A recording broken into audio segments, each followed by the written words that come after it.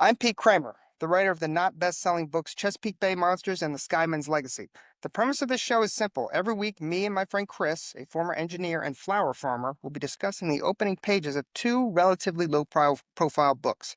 We'll decide which of these two books hooked us enough to move on to round two, and which one of them will get the hook.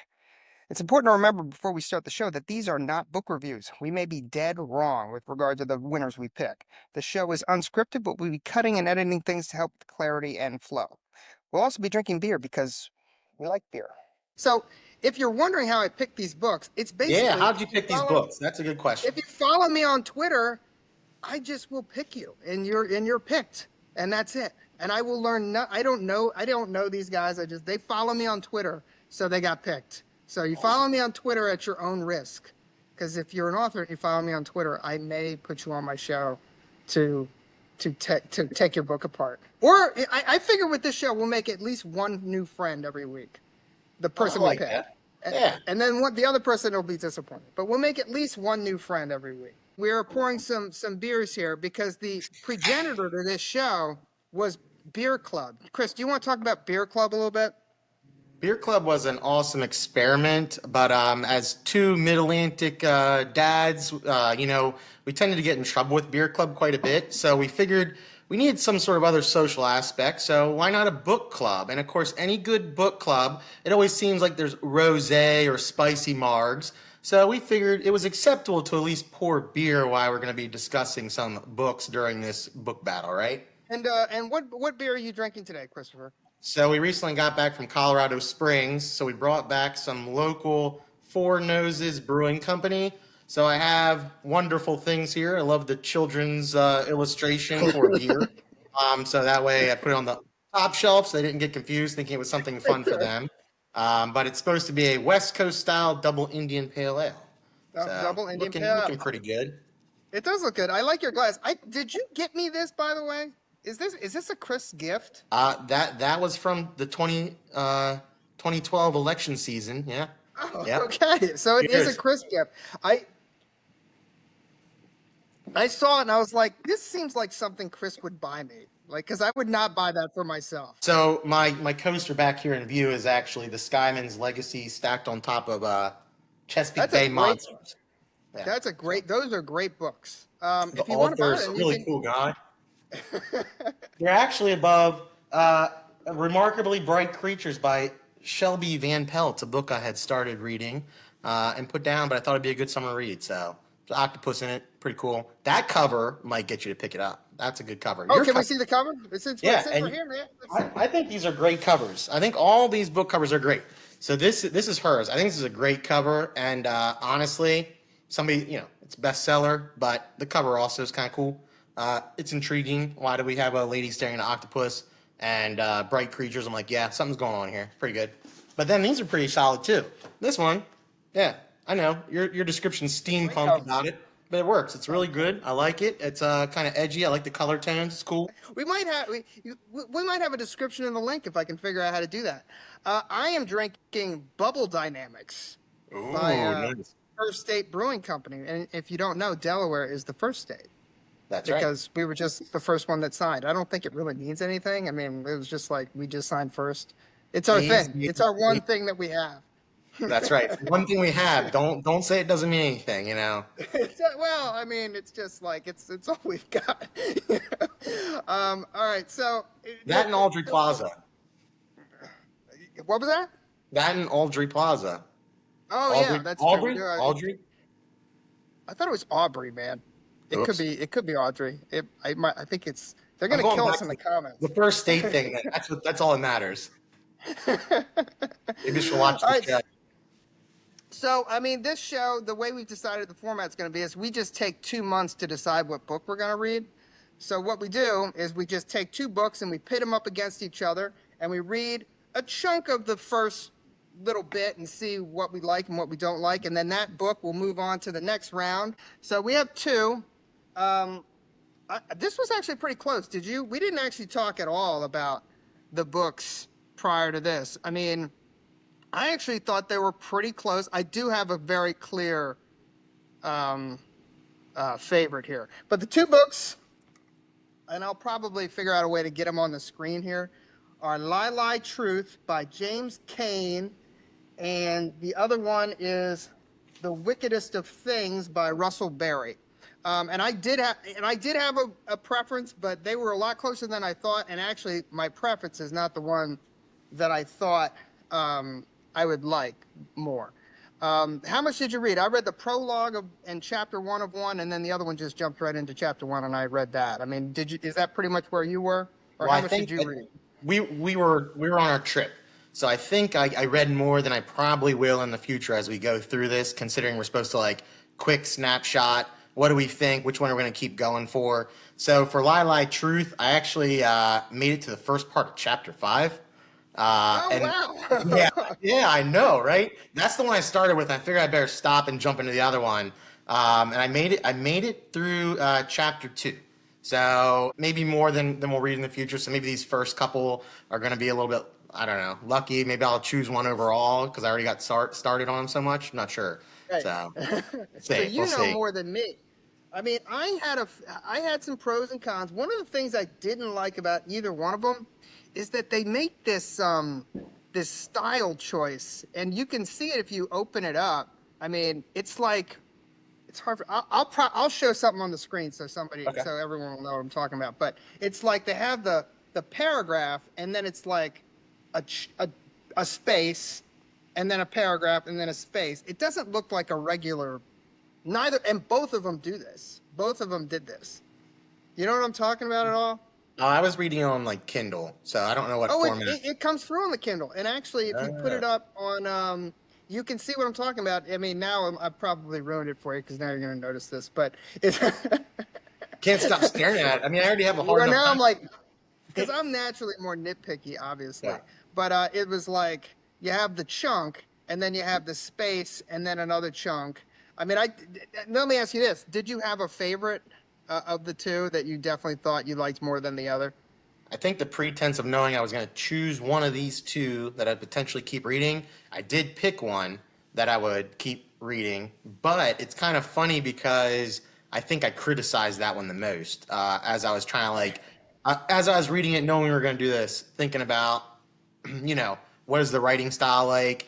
How well do I think it was done?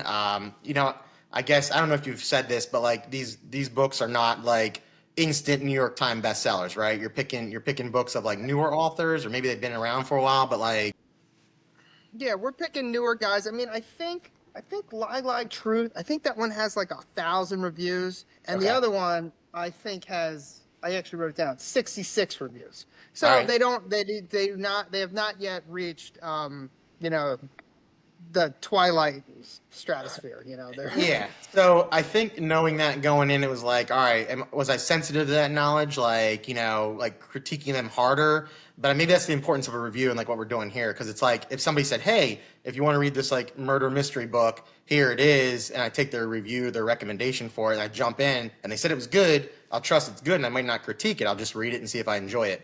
Versus this, it's right. like, all right, let me start critiquing right out the gate, and probably not qualified to, but you know, we're doing it. So I Yeah, mean, you're here we are. qualified, man. So I will say that the I don't read a lot of books similar to what Lie Lie Truth. Um, what do you call that style? How would you summarize that book overall? I read less than you, but well, let's just get a. We can spoil a little bit. We can spoil, I think, prologues in chapter one. I mean, I think we can spoil Yeah, I those think anything in a things. pre I think anything in a book preview is like can be a spoiler. It's fair game. Yeah. It's fair game. So, I mean, let's talk. We can talk about Lila Truth. So, at the beginning of Lila Truth, it starts where it's a female main character, and she's sitting down for a podcast, and I guess her dad is accused of murdering someone, or he's involved with some kind of true crime type thing, and she's coming on for this podcast. And then in chapter one, it's kind of we see her as an 11-year-old girl, and she turns out she's adopted, and she's getting picked up by her new mom and dad and her new brother. And then she goes and she meets all of her family members and a bunch of neighbors. I mean, apparently they're having a big party, which I guess kind of makes sense. And then and I guess the chapter kind of closes, and this is the last thing I read, where it's just like, little did I know one of these people like ruined my life or something to that effect. Um, and then but that's all I know. But it was it's okay. I mean, it wasn't like um I'm interested enough to read chapter two. I mean, definitely was interested enough to read more. So I think it starts off. There's some intrigue there. I was kind of like, all right, the serious tone was set up. I kind of did make. I made some notes here, man. I made some notes. I was curious. Please, please. I mean, I was curious about where all this was going, and I won't, spoil or anything, considering that I did go past like chapter one. I thought we had some jumping back and forth timelines, not extreme or anything, but I felt like overall it felt like professionally written, well done. Chapter two, there was some like I felt like character building maybe in a different time portion of the timeline. I started to lose the hook that I had originally, and then we jump back again. And then it's like, okay, you find more out, and there's maybe a little more intrigue. Starting to picture the characters in my head, kind of getting that, making up the characters, whether they were described by the author. I'm just like thinking, picking things out in my own head for like, here's this creeper dude that might be the killer later. I don't know. I don't even know if there's a killer. But either way, there was a little bit like up and down to it, but it felt pretty professional writing. I mean, so kudos there. I mean, I guess it's published, so it's professional. It makes you professional. You're doing it. But then there was chapter three, the family party. They introduced something, So and what you're saying is they go from the kind of the prologue, and then they go to the getting adopted, and then did they go back to the podcast thing? well, they go back to more back to more current day timeline. I'm not sure if it's the podcast or not, but it kind of jumps back again. It's like a different portion. So like thinking about her current life, and then like present day, and then it jumps back to her youthfulness. And like that party scene you're talking about kind of continues, I think, like where she's seeing people. And there's some things there that you start to discover, but you have no idea really what you're discovering yet. It's still a big that's where there's a little bit more of a hook that kind of gets you. But now I'm in chapter four, so if I'd only read the prologue, would I don't know, was it a big enough hook? I think, as I said, the writing feels well done, and if somebody said, hey, read this book, it has a really good twist, I would keep reading. There's nothing to stop me from like going forward with it. Like I would still read this book if like Nothing is embarrassing about the writing. It's very yeah, good. yeah. I Um, mean, well, I mean, so I'm about half finished with my beer. I think the concept of this show would be like we try to finish before we finish our beer. So, but we'll see how that goes. We're these are tall flexible on cans, that. right? They are tall cans. They are tall cans. There you go. Yours, you can't tell how much you have left in yours, so that's a Well, blessing it was too. funny. You could just keep This tilting it up if you have more stuff to like say. You know what I mean? You just like keep going. this big can hardly fit. It like got up to here. I was like, I need two of these That's a good mug. to fill up It's a this nice mug mug. then. Yeah. I know, but it makes me feel like a Viking, so it's cool. Well, we talked about the first state, very colonial-esque. We just came out of 4th of July holiday. I mean, I think it's appropriate for what we got going on here, for the first episode. I So, agree. I yeah. agree. So, Um, second book. Go ahead, sorry. Second Yeah. book. I thought I was gonna like this one way more. And basically with this one, I read chapter one, which was, and we read the same amount on this one, right? Oh no, you read chapter two. Yeah, I read Did you chapter read two. chapter two?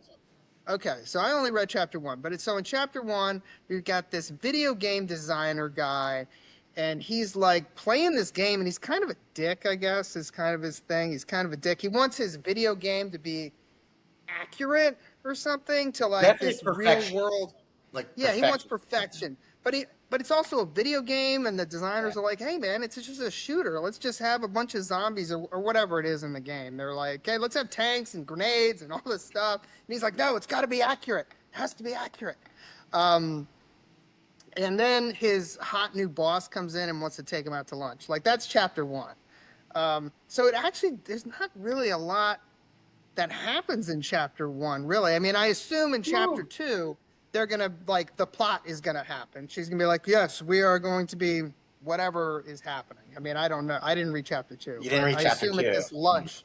I assume, but you could talk about chapter two. I assume at this lunch, she's gonna offer some proposal for whatever the plot is.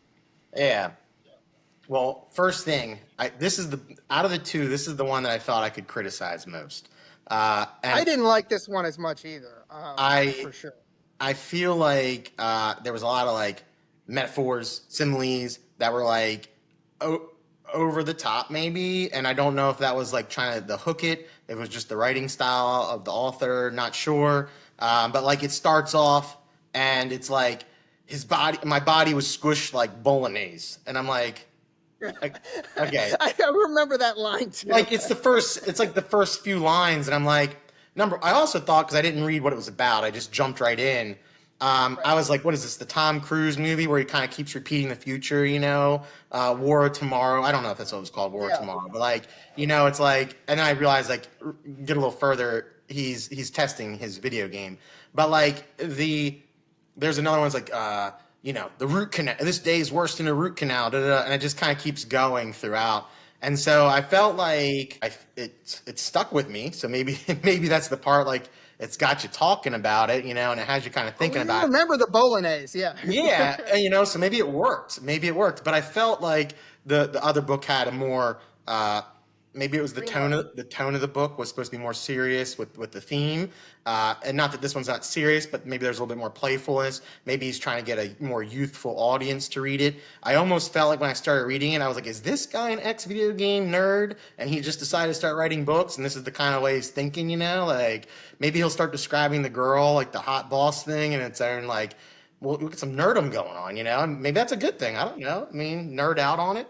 But chapter two, when we kind of get a little bit of this plot development and where it may be going, and we don't really know, but I think we know. This guy, the main character, Reed, I think, Yeah, I has think that's right. uh, it's not a photographic memory, and he corrects her, but he has a little skill. And then I think she's recruiting him for something. I won't give anything away, but through all the criticism of the metaphors and similes and kind of over the top like adjectives or whatever, I think I'd rather keep reading this one. So that's why I said I critiqued it the most. By Oh, actually, you think you'd rather read the video game one than yeah, the other I think if you read chapter two, you may as well. I think you might as well, because or you might decide that one? you'd like Oh, to as well. wow, this is There's a twist. yeah, there's Because I think other. Go ahead. we might have to come up with some kind of tiebreaker. The one with the wickedest of things. His paragraphs just seemed like they were really long. I mean, just Mm, really big blocks of text. Um, well, let's talk about this because we got we got some time here. I got some more beer in here. What would be a good tiebreaker? I mean, we could probably just judge a book by its cover. That could be a segment. Judge a book by its cover. okay. But we've already just seen it. We would have to bring in a third party to judge the book by its cover, and maybe that would be I didn't fun. stare at the covers, man. I mean, we could like put them up, get a poll too. Anybody that actually ever watches this, get them do a little poll thing if we can, or comment what if you had to pick just by the cover, which one would you go with? I mean, I'll pull them up Okay. right now on my phone and like check them out. I mean, I'll put them up on the screen right now. I mean, so you get the Lila Truth, which is the guy, which is just a hand holding a teddy bear, which I guess is like the little girl who's being adopted. I guess that's what that's about. Yeah. And the wickedest of things, um, it's like a door or something. It's like the wickedest of things, and then there's This is like a like the worst door. tiebreaker ever, man. Both these book covers. I mean, I was gonna if you didn't say. start reading them and you looked at these, number one, I'm like a teddy bear. I don't want to read this. I got a 5-year-old and an 8-year-old. Like, there's a girl holding a teddy bear and somebody's dying. Nope, sorry. Picking up books in the house, I'd say that's a plus. If they pick What's up this that? teddy bear, if your kids are reading, if your kids pick up these books and read them, even though they might not be age appropriate, if they read them and are terrified, I actually think we're doing a good job as parents. That's what I'm Yeah, thinking. they're Because hey, they're reading. reading They're books. reading something. The other one's gonna look too boring. They won't pick up the other one. They'd be like a doorway. What is this about? I think the wickedest of things is gonna become like a not a Hunger's game kind of thing, but like some sort of puzzle solve, like maze. You know, where does what's the Greek one? Where's the maze you're trying to get out of with the The uh labyrinth. Yeah, Labyrinth. I think we're gonna. I think there's gonna be some. I think he mentions labyrinth in the book blurb. So Okay, and I mean, so I don't did think they they get into say that in it. chapter two? They don't say it, but that's the impression is that there's some sort of. That's what I'm saying. There's something there where I think the book is going to go into this problem solving labyrinth, whatever, however the author decides to take us. There's going to be something there where he has to use his skill to solve puzzles and mazes and things. All right, So you convinced me. You convinced me. I'm The just saying. wickedest of I don't know things. what. The wickedest of things. You're the winner this week. Wickedest of things. Cheers! Yay! You're the winner. Whoa, huzzah! If you think you might want to play along next week, like and subscribe and go read the opening pages of I Know What I Saw and Carousel. And tune in next week.